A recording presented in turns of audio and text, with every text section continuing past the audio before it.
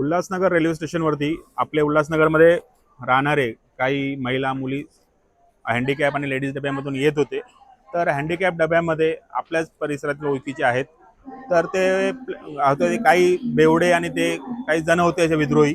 तर त्यांनी पूर्ण अश्लील चाळे करून अश्लील हावभाव किंवा म्हणजे अशा नको ठिकाणी हात लावून वगैरे सगळं म्हणजे घृणास्पद काम केलं. तर त्यांनी तिकडच्या महिलांनी वगैरे त्याला म्हणजे थोडासा चोप देऊन पोलिसांच्या हवाले केला. पण हे आमचं खूप निंदनीय गोष्ट आहे की हँडिकॅपमध्ये लेडीज डब्यामध्ये खरंच आरपीएफचा जवान असणं गरजेचं आहे, कारण त्यात महिला पण येतात आणि अपंग असतो. कारण की चर्सी गंजडींचा खूप वावर सगळीकडे वारलाय.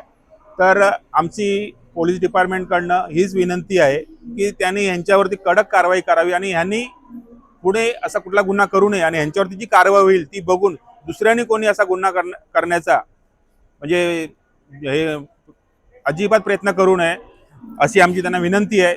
जर म्हणजे आम्ही यायच्या पहिले पोलीस स्टेशनला होते, जर आम्ही यापर्यंत बाहेर भेटले असते, हा रूप काहीतरी वेगळंच असतं. कारण की असे जे विद्रोही लोक असतात त्यांच्यावरती कडक कारवाई नागरिकांनी पण केलीच पाहिजे आणि प्रशासनाने तर जास्तीत जास्त कडक कारवाई यांच्यावरती केली पाहिजे.